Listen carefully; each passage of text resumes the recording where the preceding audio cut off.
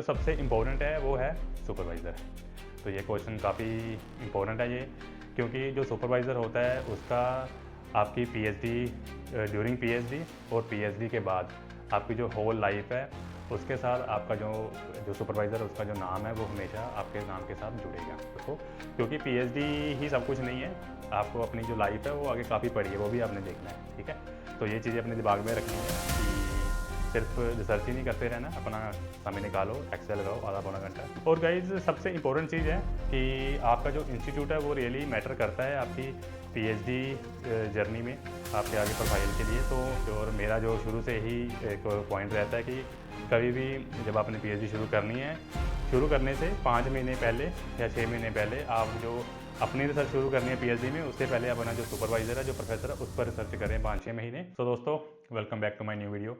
दोस्तों, आज की जो वीडियो है वो उन स्टूडेंट्स के लिए हैं जो अभी पीएचडी अप्लाई कर रहे हैं और जिनका नेट क्वालिफाई हो चुका है, जो सर्च कर रहे हैं पीएचडी पोजीशन के लिए। तो मेरे कुछ टिप्स हैं जो मैंने अभी तक जो एक्सपीरियंस किया है मैंने, सो दैट मैं सोच रहा था कि आपके साथ डिस्कस करूँ मैं, सो दैट कि जो गलतियाँ मैंने की हैं वो गलतियाँ आप ना करें। और तो कौन कौन सी चीज़ें हैं पीएचडी शुरू करने से पहले वो आपको अपने दिमाग में रखनी चाहिए, सो दैट कि इन फ्यूचर या ड्यूरिंग पीएचडी वो आपको वो प्रॉब्लम ना आए। तो सबसे पहला है कि आपने पीएचडी करनी क्यों है। तो ये चीज़ अपने दिमाग में पहले बिठाओ कि आपने पीएचडी क्यों करनी है। अब ये मत बोल देना कि कुछ और मिला नहीं तो इसलिए हम पीएचडी कर रहे हैं, ऐसा नहीं है।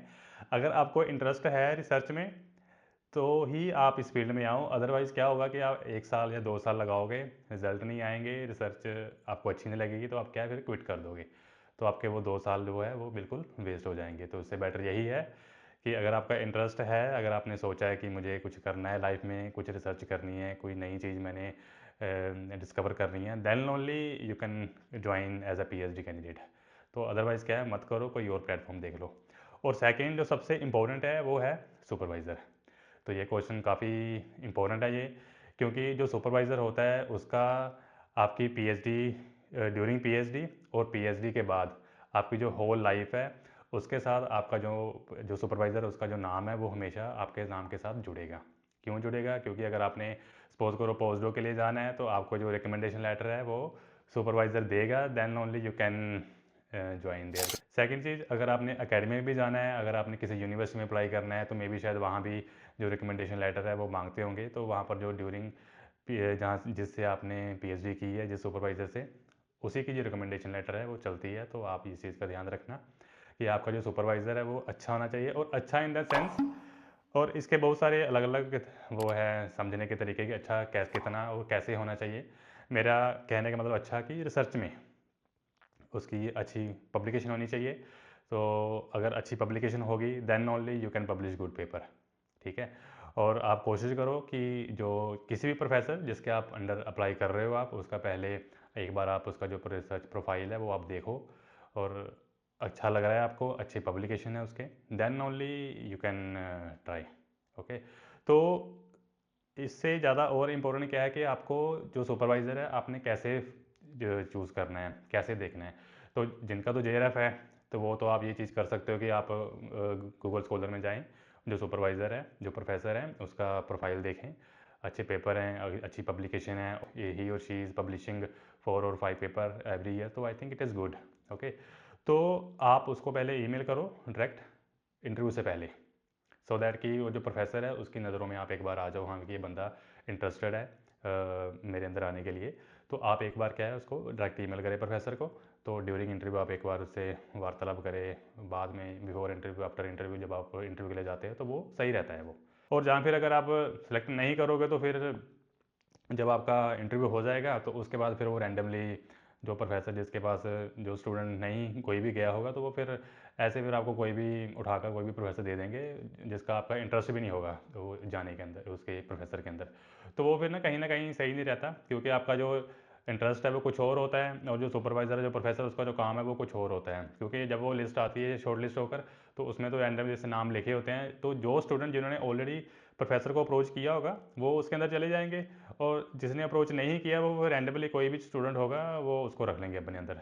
तो वो फिर जिस स्टूडेंट का जो इंटरेस्ट है वो फिर होता नहीं है, वो फिर सारी ऐसे, मेरे साथ भी ऐसे स्टूडेंट थे कई, मास्टर्स की उन्होंने केमिस्ट्री में, और बाद में जो उनका जो रिसर्चर है वो बिल्कुल डिफरेंट हो गया। ठीक है, तो वो फिर बाद में क्या है, वो मुश्किल आती है बाद में, क्योंकि जो पीएचडी के बाद आपने कहीं जॉब करनी है, ठीक है, थ्योरेटिकल में या कहीं ऐसे। अब जैसे हम थ्योरेटिकल की बात करें तो आफ्टर मास्टर आफ्टर पीएचडी आपने जो पीएससी एमएससी कर रहे हैं जो स्टूडेंट, तो आप मुझे बताओ कि आप जो थ्योरेटिकल है वो कहाँ सीख रहे हैं, कौन सा सब्जेक्ट है आपका थ्योरेटिकल? कोई सब्जेक्ट नहीं है भाई। हमने तो पढ़ी नहीं है ड्यूरिंग मास्टर, कोई सब्जेक्ट नहीं होता वहाँ पर। तो सारे वहाँ पर क्या ऑर्गेनिक, इनऑर्गेनिक, फिजिकल केमिस्ट्री है। तो मैं ऐसे नहीं बोल रहा हूँ कि जो थ्योरेटिकल वाले हैं वो सही नहीं है। आप एक बार जिनका थ्योरेटिकल इंटरेस्ट है वो उसमें जाते हैं, पर ऐसे नहीं कि आप वहाँ जाना नहीं चाहते थे और आपको ज़बरदस्ती उसमें धकेला गया है, तो वो फिर गलत है, ठीक है। तो फिर जो स्टूडेंट होते हैं उसको भी यही होता है कि यार चल ठीक है, तो सीट मिल के मैं क्या करूँ, कहीं और तो मुझे सीट भी नहीं मिली है। तो फिर कहीं ना कहीं वो चीज़ें सही नहीं रहती। तो आप इस चीज़ का ध्यान रखना। तो और मेरा जो शुरू से ही एक पॉइंट रहता है कि कभी भी जब आपने पीएचडी शुरू करनी है, शुरू करने से 5 महीने पहले या 6 महीने पहले आप जो अपनी रिसर्च शुरू करनी है पीएचडी में, उससे पहले अपना जो सुपरवाइज़र है, जो प्रोफेसर है, उस पर रिसर्च करें 5-6 महीने। उसकी लैब के बारे में देखें, लैब एनवायरनमेंट, ये वो सब कुछ बहुत चीज़ें मैटर करती हैं ड्यूरिंग पीएचडी। और जो पहले 4-5 महीने आप जो वेस्ट कर रहे हो सर्च करने में प्रोफेसर के लिए, वो आगे जाकर आपकी जो पीएचडी है उसके लिए फ़ायदा होगा। तो वो काफ़ी आपकी जो पीएचडी वो काफ़ी स्मूथ निकलेगी वो। तो ठीक है, तो ये चीज़ें अपने दिमाग में रखना आप। और दोस्तों इसके साथ साथ आपका जो रिसर्च टॉपिक है वो काफ़ी इंपॉर्टेंट है। रिसर्च टॉपिक में आप चूज़ कर सकते हो कि जो अभी जो नाउ डेज़ में जो हॉट टॉपिक है उस पर आप देखें। मैं क्यों इसलिए बोल रहा हूँ, क्योंकि आप पीएचडी कर रहे हो। आफ्टर पीएचडी सभी स्टूडेंट क्या है वो एकेडमी में नहीं जाना चाहते। अब ये तो है नहीं कि सारे असिस्टेंट प्रोफेसर बन जाएंगे। तो कई स्टूडेंट होते हैं जिनका इंडस्ट्री में जाने का मन होता है, या कोई अपना स्टार्टअप खोलना होता है, कोई और कुछ भी करना चाहता है। तो जैसे आप ऑर्गेनिक सिंथेसिस की बात करें, अगर आपका हैंड स्किल्स अच्छे हों, रिसर्च स्किल्स अच्छे हों, तो आप क्या है इंडस्ट्री में ज्वाइन कर सकते हैं, वहाँ अप्लाई कर सकते हैं। और उसके अलावा बैटरी फील्ड है वो काफ़ी अच्छा फील्ड है, कार्बन कैप्चर एंड यूटिलाइजेशन, आप इस पर देख सकते हैं। और जो बायो रिलेटेड फील्ड है वहाँ पर भी काफ़ी अच्छी केयर रिसर्च हो रही है। तो आप रियल लाइफ एप्लीकेशन है उस पर अगर आप फोकस करेंगे तो वो आई थिंक ज़्यादा बेटर रहेगा। तो आप कोशिश करें कि अपना जो रिसर्च टॉपिक है उसी के अकॉर्डिंग सोचें, जिसका आने वाले टाइम में, फ्यूचर में और प्रेजेंट में अभी उसका क्या स्कोप है। तो वो चीज़ें काफ़ी इंपॉर्टेंट है। ऐसे आप कोई भी मुँह उठाकर ऐसे भी कोई रिसर्च टॉपिक उठा लेंगे जिसका आपको पता ही नहीं है कुछ भी, तो वो फिर क्या होता है कि बाद में आप ज़बरदस्ती कर रहे हो उस चीज़ को लेकर। तो आपको समझ तो कुछ नहीं आ रहा है, बट ये है कि प्रोफेसर ने बोला है अब आपको करना है तो आप कर रहे हो।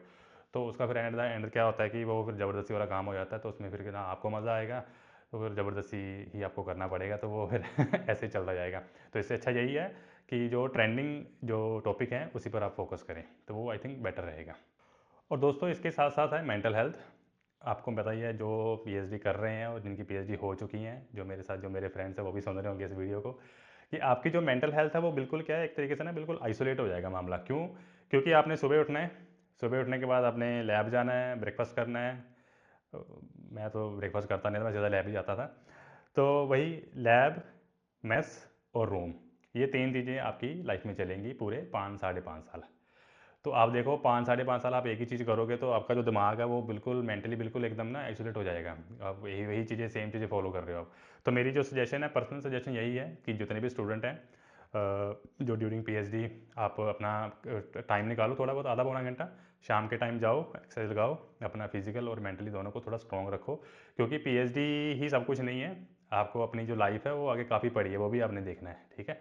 तो ये चीज़ें अपने दिमाग में रखनी है कि सिर्फ रिसर्च ही नहीं करते रहना, अपना समय निकालो, एक्सेल लगाओ आधा पौना घंटा, वो भी आप देखो, तो वो आई थिंक बेटर रहेगा। और अपनी जो रिसर्च है उसके लिए भी अच्छा रहेगा, क्योंकि अगर आपका दिमाग सही रहेगा then only you can do research, otherwise सब कुछ फिर बेकार ही जाएगा, ठीक है।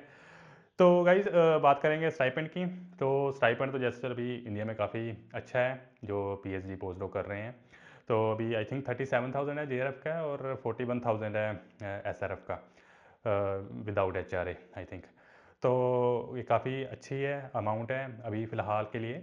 तो उसके साथ साथ सपोज करो कि जैसे कोई स्टूडेंट है वो 5 साल में पीएचडी उसकी कंप्लीट नहीं होती, तो ये चीज़ आपको पता होना चाहिए कि after 5 year you will not get any money from government और फ्रॉम योर इंस्टीट्यूट, ठीक है। तो क्योंकि मैंने ऐसे कई स्टूडेंट देखे हैं, मेरे दोस्त थे, तो उनके 5 से ज़्यादा 6 साल, साढ़े 6 साल, 7 साल, तो वो फिर क्या है कि थोड़ा सा विदाउट फेलोशिप काम करना, क्योंकि अभी जिसकी फैमिली है तो बहुत मुश्किल हो जाता है। तो ये चीज़ें आपको पता होना चाहिए कि आप कोशिश करो कि within 5 year you have to complete your PhD degree. तो इसमें वैसे बहुत सारे फैक्टर होते हैं, पब्लिकेशन, आपका गाइड, ये वो, बट आप अपनी तरफ से काम करें और कोशिश करें कि उससे पहले पहले आप फिनिश करें उसको। और गाइज सबसे इंपॉर्टेंट चीज़ है कि आपका जो इंस्टीट्यूट है वो रियली मैटर करता है आपकी पीएचडी जर्नी में, आपके आगे प्रोफाइल के लिए। तो अकॉर्डिंग टू मी, इंस्टीट्यूट आप कोई भी हो, चाहे आप आईआईटी लगाए, NIT, CSIR lab, central university, state university, और जो बड़े बड़े आइजर नाइजर जो बड़े बड़े इंस्टीट्यूट हैं, तो मुझे क्या लगता है कि उन इंस्टीट्यूट में, जैसे मेरा आईआईटी का एक्सपीरियंस है, तो मुझे ये लगता है कि आईआईटी में फैसिलिटीज़ काफ़ी अच्छी हैं। आपने कुछ भी करना है, कैरेक्टराइज करना है, मटेरियल सिंथेसाइज करना है, कुछ भी करना है, आपको सब कुछ मिलेगा। तो गाइड का मुझे लगता है कि ज़्यादा इंपॉर्टेंट रोल है आपकी पीएचडी में कंपेयर टू आपके इंस्टीट्यूट में। अगर आप यूनिवर्सिटी से पीएचडी कर रहे हैं, अगर आप आईआईटी से पीएचडी कर रहे हैं, आप कहीं किसी और इंस्टीट्यूट से पीएचडी कर रहे हैं, अगर आपका सुपरवाइज़र अच्छा है तो वो आपकी जो पीएचडी जर्नी है वो बढ़िया निकलेगी। अगर आपका सुपरवाइज़र अच्छा नहीं है तो फिर आप चाहे आईआईटी से करो, चाहे आप यूनिवर्सिटी से करो, वो फिर बात एक ही है। ठीक है, क्योंकि ड्यूरिंग पीएचडी मेंटली स्टेबिलिटी होनी बहुत ज़रूरी है। तो मैं यही बोलूँगा कि आप गाइड पर ज़्यादा फोकस करें। अगर आपको आईआईटी, आइज़र, जो बड़े बड़े इंस्टीट्यूट है वहाँ भी अच्छे अच्छे प्रोफेसर हैं, आप उनसे कांटेक्ट करें। तो यही मेरा सजेशन है कि आप ये मत सोचो कि अगर सिर्फ हम आईआईटी में ही जाएंगे तो then only we can succeed in our life, ये वो ऐसा कुछ नहीं है। ठीक है, अगर आपका सुपरवाइज़र अच्छा है तो आप कहीं भी जाएँ, यूनिवर्सिटी में जाएँ या आईआईटी में जाएँ, कहीं और भी जाएँ, तो वो मैटर नहीं करता। और पीएचडी सिर्फ इंटेलिजेंट लोग ही करते हैं, ये भी ऐसा कुछ नहीं है।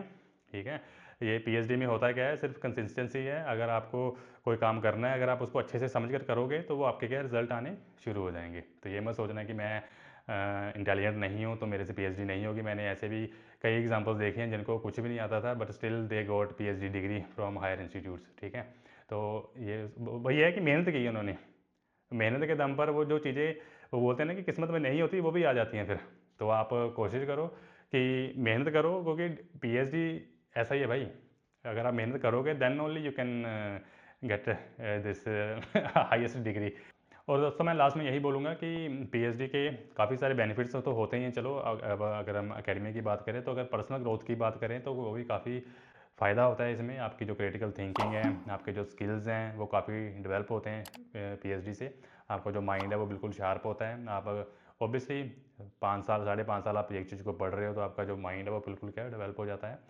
तो जहाँ किसी चीज़ के मेरिट्स हैं वहाँ डीमेरिट्स भी हैं, तो ये सब कुछ चलता रहता है, बट आपने जो जो मेरिट्स है उसकी तरफ फोकस करना है। तो गाइज़ यही है मेरे कुछ विचार कि जो पीएचडी जो सर्च कर रहे हैं जो स्टूडेंट्स, तो उनको ये चीज़ें पता होनी चाहिए सबसे पहले। तो इसके अलावा कोई और भी अगर डाउट है, कुछ भी है, तो आप मुझे मैसेज करें, डीएम करें, फेसबुक पे, इंस्टाग्राम पर, और यूट्यूब पर। तो मेरी ईमेल आईडी है, मेरे चैनल में लिखी लिंक है। तो ठीक है guys, thank you so much आपका। मिलते हैं अपनी नेक्स्ट वीडियो में। Bye bye.